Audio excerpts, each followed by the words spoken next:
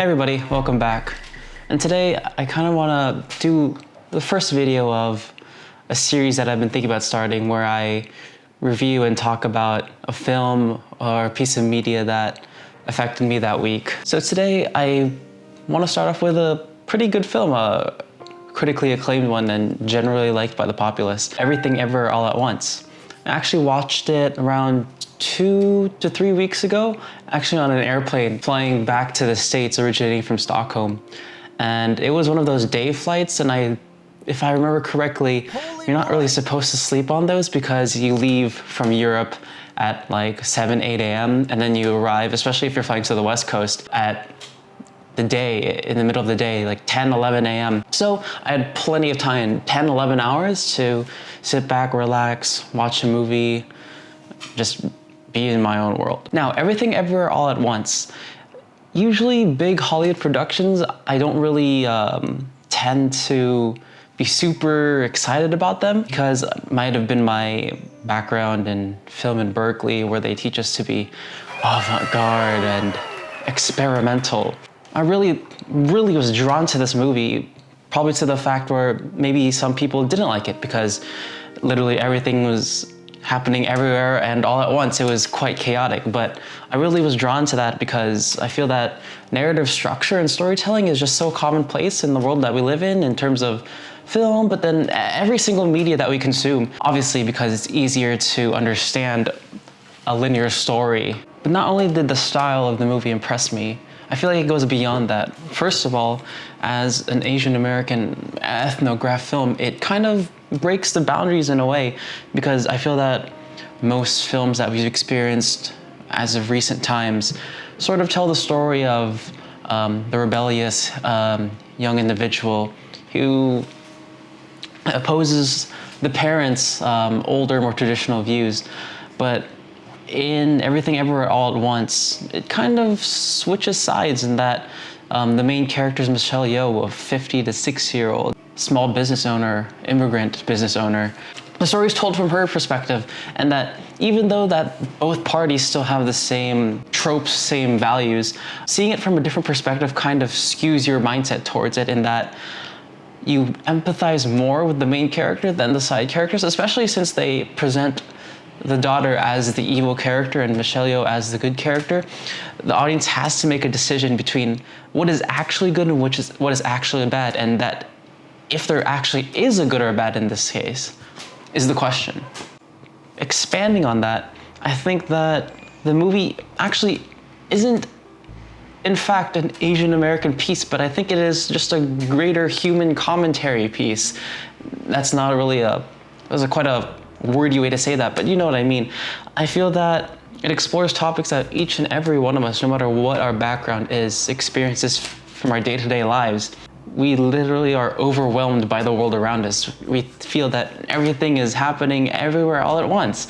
For the perspective of a college student, for example, they have to juggle maybe a part-time job, an internship, juggle classes, juggle social life, juggle school organizations, leadership opportunities, etc., etc. And it feels like there's no time to rest, to take time for yourself, or just think about nothing. There's no time for that because everything's happening. I'm sure a lot of young professionals feel the same way, where they feel that they have to meet deadlines while also figure out how to be an adult and things like that. And the world around us keeps moving and evolving, and there's always issues that come up. And it may be really easy to just not care, to just give up. In the movie, the characters give up, right?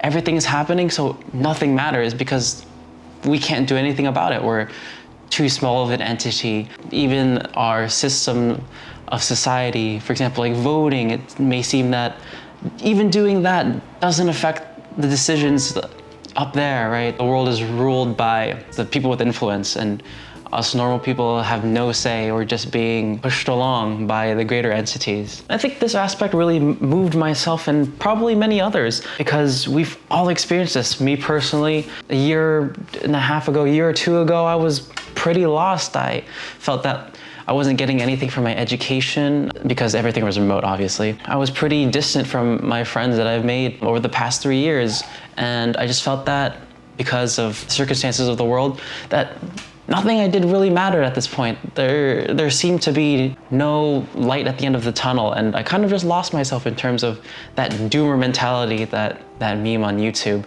where the person just goes through their life and is defeated, is pessimistic, feels that there's no future ahead. And that was me, and that's definitely a lot of people in the world. And that was Evelyn when Joy showed her the bagel. In the end, nothing really mattered. And it's funny that Evelyn accepted this, but I think that really alludes to how Evelyn is supposed to be just a real person, and that if we were in the same situation, we would probably do the same thing, despite our supernatural powers to traverse universes and attain powers and skills from those sides of us. When we're shown the truth, our natural human nature is to give up. And I really love that the solution that the movie gives to us to get out of that rut is normalcy. Because what Wayman presents is normal life. His iconic line is, I would have really loved just doing laundry and taxes with you in another life, right? I think that's what it says before. Basically, I feel that says that in a universe where nothing really matters, where objective purpose is completely obsolete, a life of subjective purpose is what can save you and what is absolute bliss. And that's what really connected to me. That's what brought me to tears, actually, is that fact that life can be meaningless. And it is. It is pretty shit sometimes. But as long as we find our purpose that we believe is for ourselves, and we go about that, fulfilling that purpose, that is the way that we can bring a subjective purpose to our life, that happiness that we so desire. And once you know that, it's quite freeing and enlightening. It feels that like nothing can defeat you, even a massive bagel black hole that is going to suck the entire world, or whatever it does, right?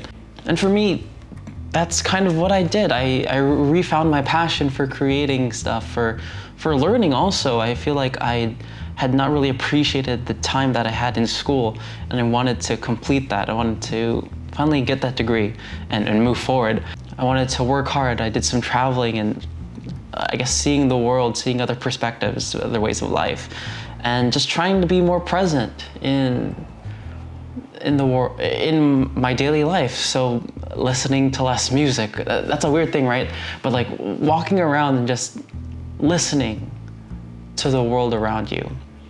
And that's something really small, but for me personally, it really helps me stay grounded. So that aspect brought me to tears. And you can imagine in like a wide body A350-900, I know, I'm a plane nerd. Thank goodness there was nobody sitting next to me, because I was holding back like not normal tears, but like ugly tears. You know what like ugly crying is, right? I was gonna start dry heaving and everything, because you have to combine that massive like realization in the story, but then also in myself, or like a reflection of that in myself. But then also obviously you have the fact that Evelyn and Joy have such this interesting connection, and the climax of that connection is so well told. Evelyn is okay to let Joy go. And what's beautiful is that, sure, Evelyn goes through her personal journey and she realizes her faults, what she's doing wrong, and she tries to make amends, tries to become a better person. But that doesn't mean the consequences of her past actions don't still apply. Joy, on the other hand, is the party that was affected by those past mistakes, those past decisions, those past beliefs that Evelyn had. And the movie kind of says that just because this person has become changed, enlightened, renewed, doesn't mean that all of a sudden you are required to forgive them, required to let them reintegrate, right? Sometimes it's better to let go. Sometimes it's better to move on, and that's really hard to accept. But sometimes it's best for both parties to let go in order for life to move on. Which sucks, but it's pretty powerful, no? And that's what this movie is. It's really powerful. It kind of disguises itself as action, kind of superhero rights, supernatural, comedy, romance. It masks itself under that, so the general public can accept it. But then, like, once you dive really deep into it, it's insane. Like, there's so much to unpack about how it comments on our social relationships and just the society that we live in, the world that we live in today. And I think more movies like this need to be made. I think that's why Michelle Yeoh's the GOAT. The entire cast, crew, production team, etc., etc.